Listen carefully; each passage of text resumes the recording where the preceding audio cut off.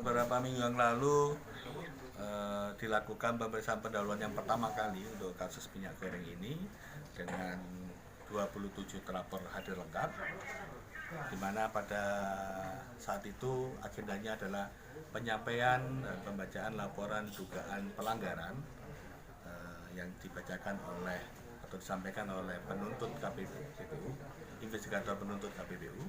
Maka pagi ini dijadwalkan agendanya adalah penyampaian tanggapan dari para terlapor atas laporan dugaan pelanggaran itu.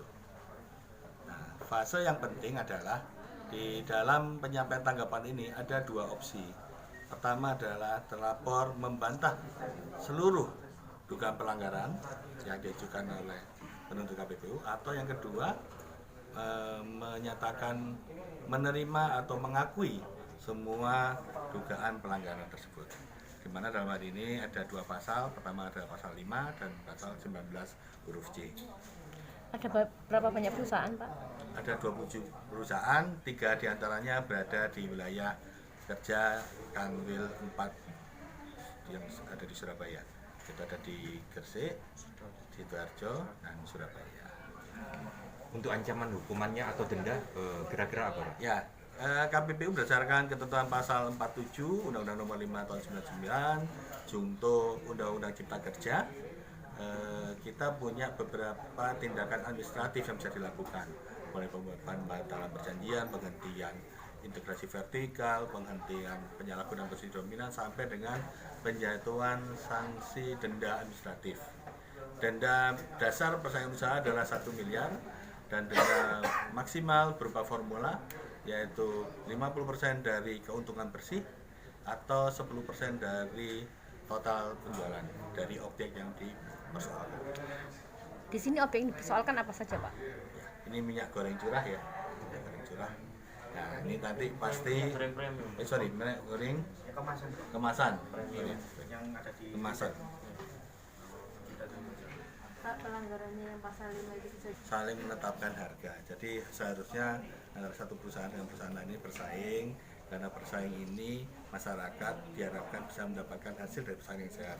Salah satunya dengan tersedianya barang atau jasa yang bervariasi harganya, bervariasi mutunya. Nah, tapi kalau sudah janjian, sepakat, apalagi di tengah harga yang melonjak seperti ini, saya pikir ini harusnya dihindari. Pasal 5. Pak, sebenarnya kan Teman-teman pemerintah datang, datanya bisa muncul dari teman-teman politik hadir di lapangan, minyaknya bisa muncul. Tapi ketika masyarakat sendiri yang mencoba akses ini mengalami kesulitan, kita saja di masyarakat itu pemodern demikian. Nah, ini kan menjadi sesuatu yang di luarnya adalah dugaan pasokan, dugaan mengatur harga. Ini yang harus diberikan di dalam persidangan nanti. Biasa berupa membatasi peredaran dan atau penjualan barang dan atau jasa pada pasar sariah. Nah, dan teman-teman media juga tahu ya, kalau hanya pada waktu tertentu saja minyak gorengnya itu ada. Kalau menterinya ada, minyak gorengnya ada. Kalau teman-teman partai datang, minyak gorengnya ada. Terus kalau ibu-ibu pada waktu bulan Maret itu agak susah untuk mendapat minyak goreng sesuai dengan kondisi sebelumnya. Jadi dua pasal ini ya yang diduga dilakukan oleh ke-27 pelaku usaha itu. Nah, dari 27 pengusaha ini, 3 diantaranya ada yang berada di wilayah Jawa Timur. Yang mana, Mas? Maksudnya Mas Sidoarjo, PT Karya Indah Alam Sejahtera, Surabaya. Ini 3 yang tugas yang tidak mudah untuk meyakinkan adanya 2 minimal alat bukti terhadap pemenuhan 2 pasal yang disebutkan di awal, pasal 5 dan pasal 19. Apa namanya? Kembali ke pasal. Ini yang sekarang bekerja di Jakarta. Perkaranya oke, kemudian kembali ke pasal persaingan. ini harusnya dia misal nih antara Mega apa tadi? Mas yang tadi masuk.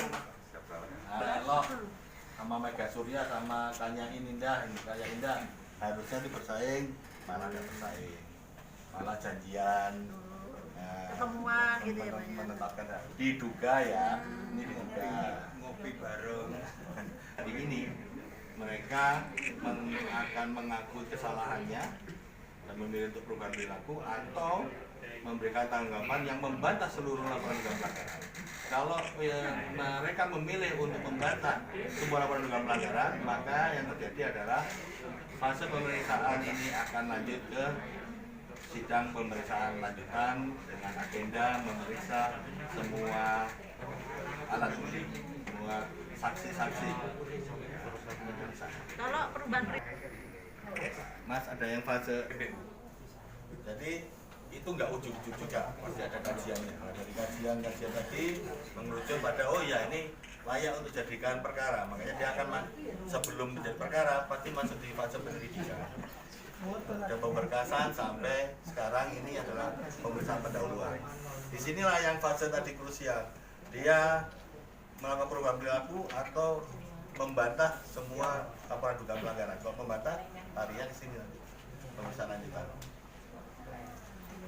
Nah, keberatan lagi permasalahan atau 10% dari total penjualan itu sanksinya. Apa yang dilakukan nanti pasti tergantung